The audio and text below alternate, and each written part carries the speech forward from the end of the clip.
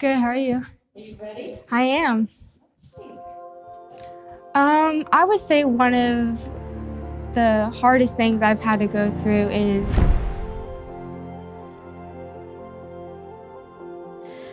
Sydney is very, very type A. She's just like her dad and her grandmother, always trying to be a perfectionist in everything she does. You know, she's also fun, and she's a very tender-hearted kid. Sydney in 3 words.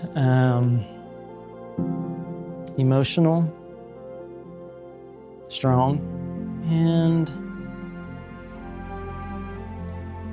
I'm gonna say fun-loving. It's kind of a hyphenated word, but fun-loving for sure. I would say that Sydney is confident, she's strong, she is one of the best sisters that anybody could have, and she has the greatest personality in the world. Yeah, Sydney is the sweetest girl you'll ever meet. She takes a lot of things to heart, and she really is caring. But she also has a fun personality that makes her just like a little sunshine to be around. We've lived in Oklahoma City for 18 years now. We graduated from college and moved to Oklahoma City to start our careers. When I found out I was pregnant with Sydney, Dusty and I were so excited. You know, we had a 10-year-old daughter already. She was the only child for a long time. And then we went to the doctor, and she said, your blood pressure's a little too high. I think you're gonna have this baby.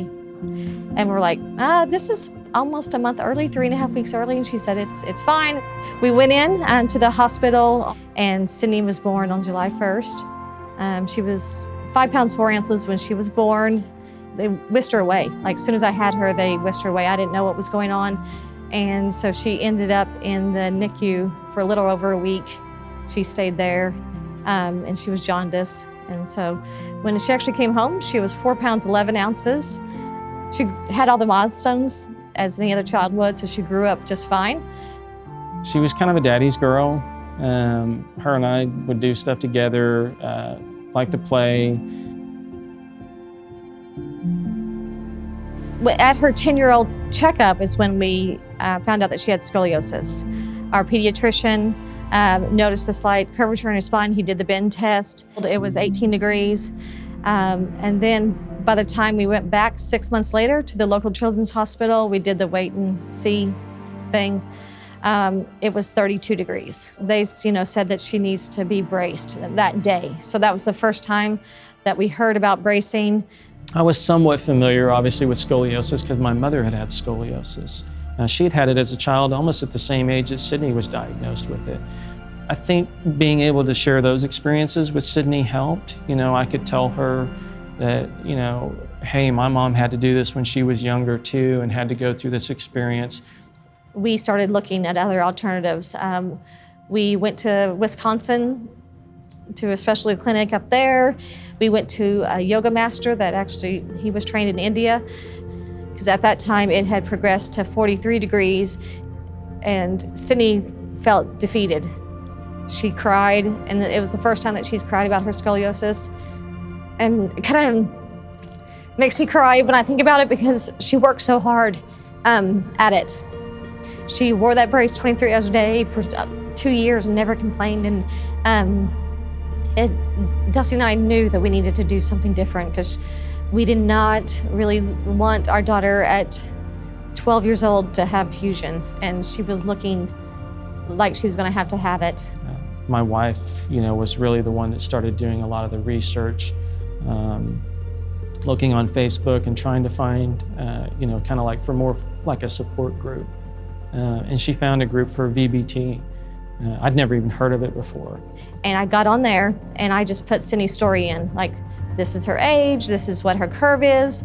And a guy named Kyle from Oklahoma, he messaged me. And so he said, at Shriners, you don't have to worry about anything. You just need to go. Like, local Shriners will help you get there. I had read that this vertebral body tethering was not FDA approved. And so I try to, research as much as I can. And so within a few days, I have had the x-rays and I had them mailed to Shriners, and Dr. Huang said, we'd like to see you in person. And so we scheduled our trip to Shriners.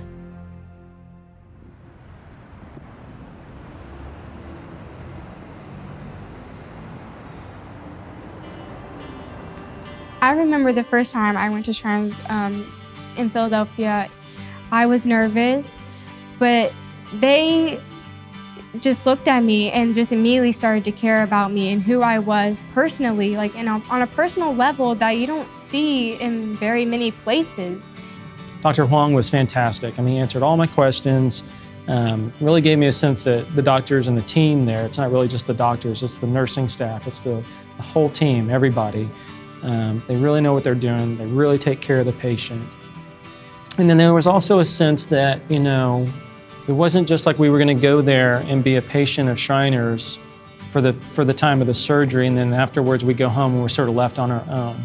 I really got a sense that, you know, Sydney would continue to be under the care of Shriners for a long period of time, and that they were going to continue to monitor her care and her well-being over her lifetime. Dr. Huang said she was a candidate. You know, he said, you can do it or not, it's up to you. You know, she can continue bracing, but she's a perfect candidate at this time. And, you know, we went ahead and did the preliminary test that they wanted, and, you know, Shriners was leading the charge. We knew they were the best of the best. We weren't as concerned about the FDA approval, but we knew that they were leading the charge and that they had done several of these, and we had seen results from other kids.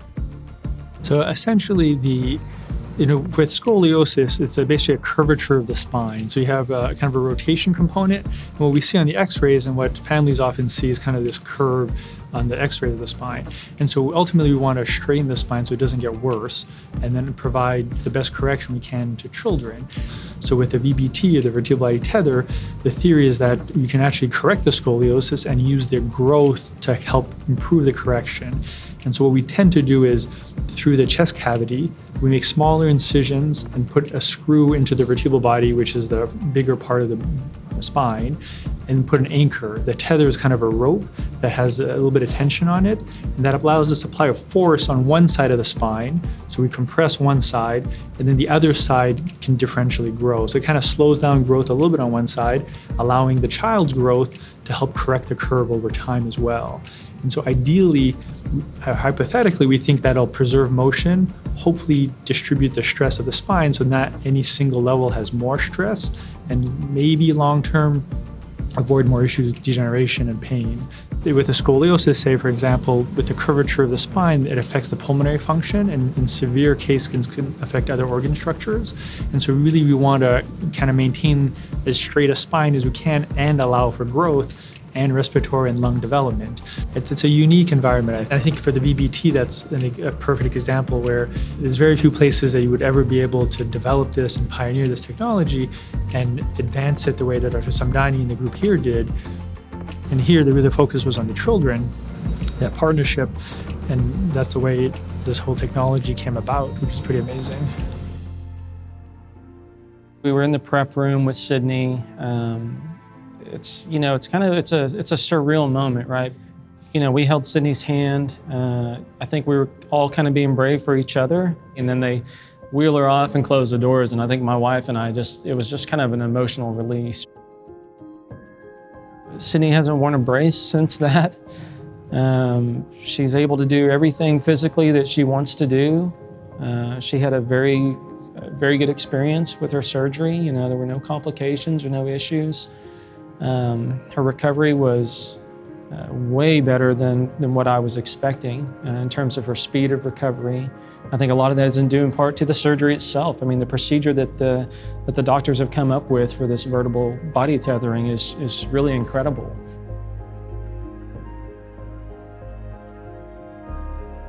So when you play oboe, you have to use a lot of air. It is such a tiny instrument, but each note is so different and it sounds completely different. You have to use all your lungs, all the air in your lungs. So she had her surgery in February and she went back to school 6 weeks later, but she was playing her oboe, practicing within 3 to 4 weeks. And so she even came to me and she was like, I can breathe. Like she didn't notice that she couldn't breathe fully. And so now she can breathe fully. I love that my kids are in music now. So Evan plays guitar, and he's also in percussion in 7th grade in the band.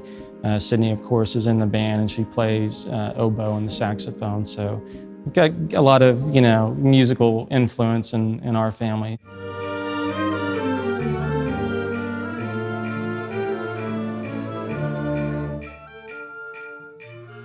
So she's a fabulous oboe player, but not only that, she has to double on a marching band instrument as well in the fall and saxophone. So she actually doubles in the fall semester when we run around the field. So she's a fabulous, both a player, human being for that matter, and just a really talented musician.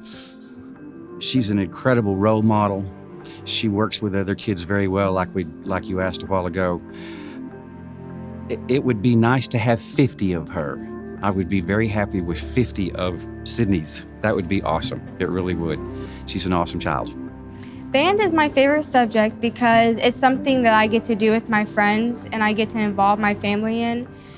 I learned how to be more outgoing and to problem solve. And I know it sounds weird to say that about band, but band really is every subject in one. My brother and my dad, they love to play drums and guitar together. And so I'll go in there sometimes with my saxophone and just play whatever I feel like is, fitting. And it's really cool because afterwards, after you're done playing, you're just like that was cool. Like that we were all able to come together and to make music. Again, it's really special to me just because of the emotion behind it and how meaningful it is for people. So when I think of Sydney, I would describe her as compassionate. She is a natural leader. And I see that play out in the youth group. So during my surgery, my church group was so supportive. And my pastor, he would come to me and he's like, if there's anything that I can do for you, just let me know. And I felt like I could really open up to him and tell him my fears and worries. I wanted to shout to the world about the care that we received at Shriners. So we found Curvy Girls. And we support over 30 members now. We have over 30 members in our group. We run 2 groups, one in Tulsa and one in Oklahoma City. My support group has helped me as a person in so many incredible ways. I am a lot more confident in myself, and I've learned how to be a good listener. So I have a best friend, her name is Katie. She actually lives right across the street from me. We've been best friends since 2nd grade. It's over the years, it's gone to be a very, very strong friendship. I would definitely say she's an inspiration to me because she's had to deal with so much in her life of just all the struggles of getting through scoliosis, and throughout the whole experience, she's been positive, she's been looking forward, and she's had a good attitude about everything. She'll be a great national patient ambassador because, like I said, she is very giving, very kind. She cares about others. She wears her heart on her sleeve. She's very kind of emotional. You can see just how willing to help others that she is. I would call her the best sister of all time, because she's just been there for me. She helped me out in situations I didn't know how to get out of. She helped me with schoolwork. She's just always been there for me. She surprises me a lot, Sydney does. How kind she is to other people. When kids are teenagers, they're not always so kind. But Sydney, she takes that person in. And then the support that she gives to the girls in the scoliosis group. I mean, she does that outside of just the one time we meet a month. I'm proud of her in a lot of different ways, right? I'm proud of her because she's strong, I can see that she's a lot stronger than she thinks she is sometimes, but she does push herself. She has incredible work ethic, and I see that in how she does her schoolwork. The hardest thing that I had to go through mentally was scoliosis, and again, it was hard because I just felt so alone and confused. Obviously you're like, why does this happen? How did this even happen? Like, did I do something wrong? I put a lot of guilt on myself. I was disappointed in myself. I felt like I didn't do enough. And so going through that disappointment and, you know, learning that none of that was my fault and I did my best, working through that was probably the most difficult part of my journey. I think Shriners Hospital care is unique because I just don't think they realize what an impact they've made on my life. They've given me the opportunity to move on from my journey, all the things I've learned and all the hardships. I can take that now and help someone else. I get the opportunity to say, okay, that chapter in my life is done. What can I do now to help others that are going through the same thing that I went through? And I know how lonely that was. And so I never want anyone to feel that way. I'm so thankful that I have scoliosis because my family is closer than ever and I have amazing friends that are always there to support me. When I get older, I want people to know me as someone who always looked on the positive side and was always there to put a smile on someone's face, no matter how I felt or how bad my day was, and just not letting that reflect on other people. Just letting them know that everything's gonna be okay and there's always a positive outcome of something, even if it's hard.